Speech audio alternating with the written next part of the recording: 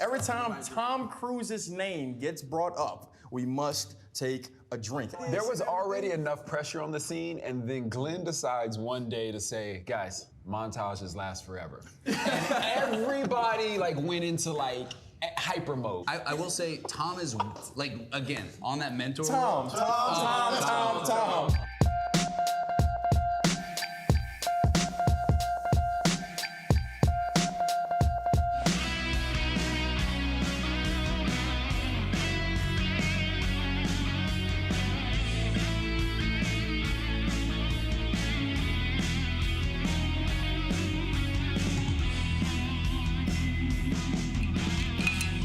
Welcome to Entertainment Weekly's 3 rounds with the young guns of Top Gun Maverick.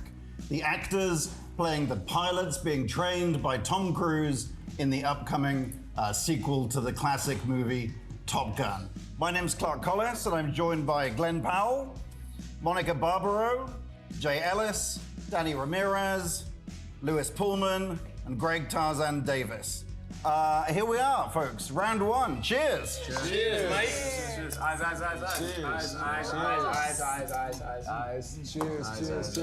Cheers. Oh, the reach. Nice reach. As I mentioned in Top Gun Maverick, you play pilots being trained by Tom Cruise's character, but I understand in real life, I mean, this is sort of echoing real life, that Tom Cruise put together a pretty tough training regimen for you before you started making the movie. Could you talk about that a little? Yeah, Tom designed this incredible aviation course for us.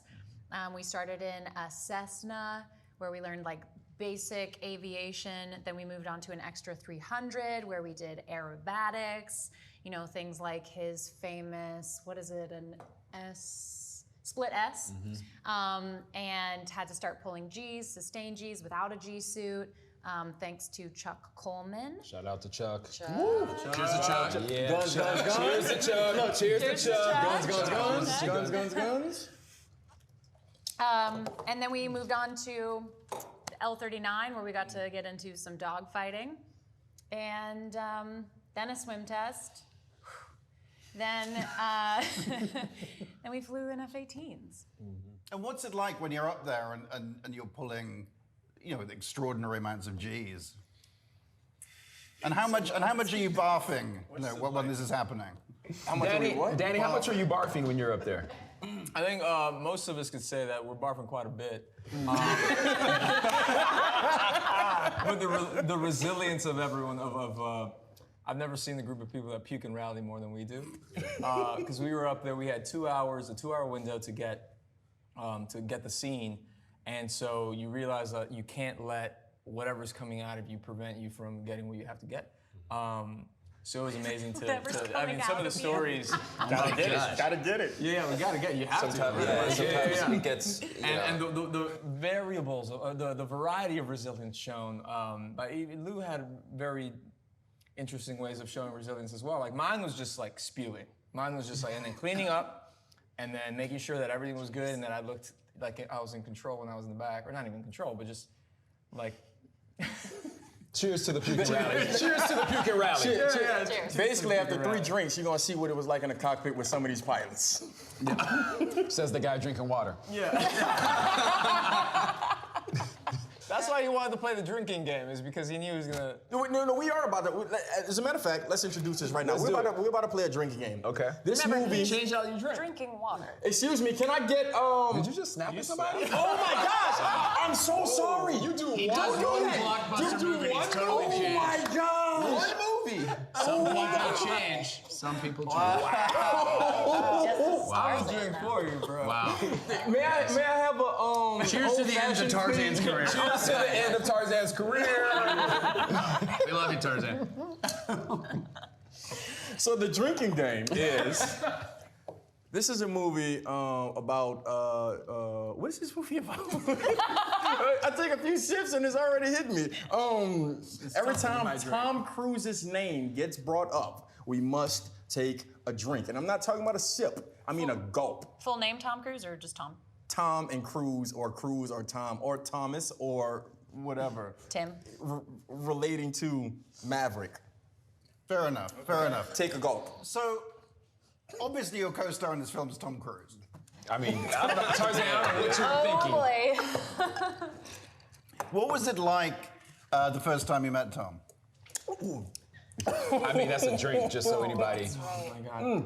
Oh boy. Oh, right. You know, I remember the first time, my first experience meeting him was we did a table read at the production office, and he pulls up on this motorcycle, and there's these double doors at the end of the lobby that open up. And in one move, Tom hops off the motorcycle, pulls his helmet off. His hair is perfect, like it didn't get smushed or anything, not a hair sticking up. The helmet just disappears, like his hand reaches back and it floated in the air, honestly. And then he walks through the doors and it was a California day. It was just one of those beautiful sunny summer days, and like the light behind him was like this perfect orange. And you're like, this man is an angel. And then he walks in with this big smile and he reaches out and he's like, hey, I'm Tom, nice to meet you, Jay. And you're like, you know my name? Wait, what is happening right now? Such an amazing experience. And Glenn, you auditioned with Tom Cruise, right? What was that like? I did. You know, I was actually pretty nervous. You know, Tom's a guy I've been looking up. Oh, Tom. Oh, what? I've been looking up to Tom my whole life, so before I was gonna read with him for the audition. Just because you're talking doesn't mean you don't also have to drink every time you say Tom. Good job, Monica. Okay, Tom. I was nervous. I was nervous to work with this man. Oh, Jesus. I'm gonna go audition with Tom. And I was nervous, so what I did is I went over to my buddy's house. He has a Born on the 4th of July poster in his house, and I did all of my lines to Cruise in the Born on the 4th of July poster, so that intense stare I could hopefully match it. And then, you know, when you meet him, you know, you forget that he's one of the biggest movie stars in the world. He's very personable, he's very authentic, and I think we can all call him a friend and mentor now, which is pretty cool. And the original film has this iconic volleyball scene, whereas the new film has a football scene. What was it like sort of prepping for that and shooting that? Oh, it was madness. I mean, I've never seen so many people like in the gym constantly and then eating healthy. I hate eating healthy. And we had to eat these protein bowls at the place down the street. We would go after work. Oh, that Jack had us like have the exact perfect combination of protein, macros, and all these things. Yes, but at night.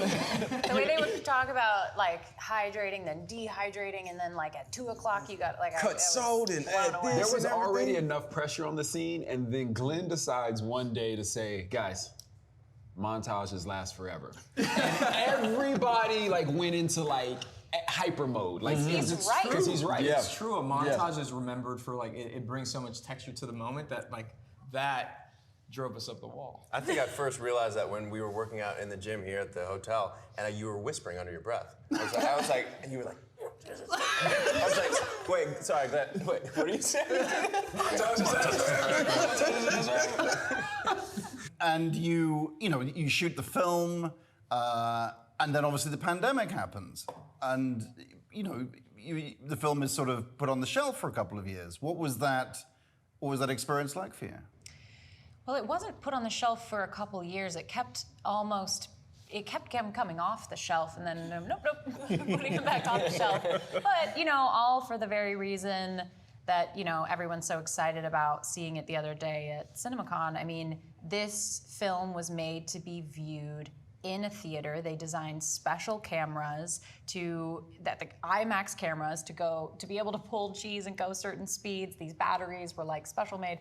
I mean, and also to have that community feel. Like this is designed for the theater and to get people back in the theater. And they just, rightfully so, weren't gonna put that there until theaters could be at full capacity. Mm-hmm. What was it like the first time you saw the finished film?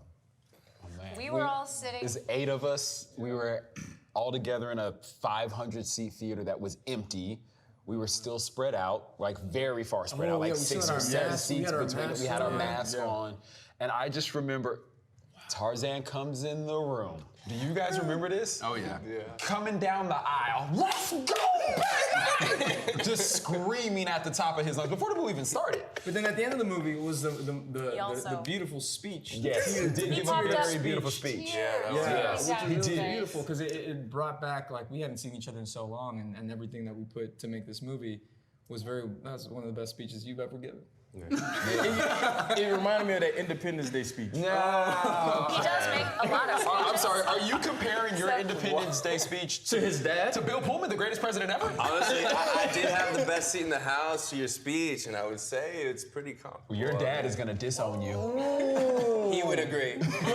Nobody knows a good speech better than him.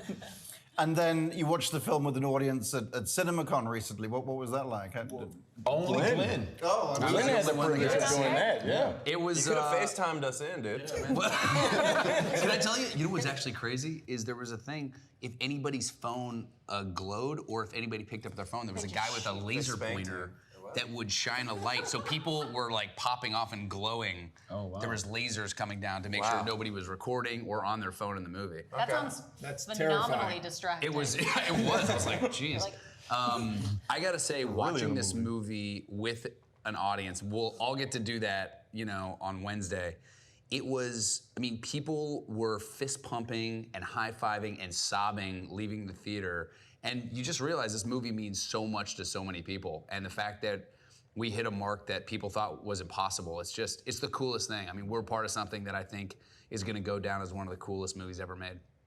Didn't you say there were two dudes crying They were and high-fiving No, at the they same time? literally both walked out next to each other. They obviously, I'm pretty sure they knew each other, but they were just like, like that. They was, I like the story if they didn't know each other. Yeah, we're gonna tell that story. Brings people together. Okay, so that's the end of round one. Cheers. Cheers to Tom. To Tom.